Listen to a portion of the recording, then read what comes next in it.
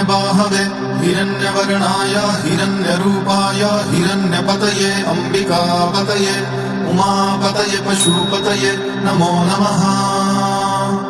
ईशान सर्वविद्यानां ईश्वर सर्वभूतानां ब्रह्माधिपते ब्रह्मणोऽधिपते ब्रह्मा शिवो अस्तु सदाशिवोऽहम्।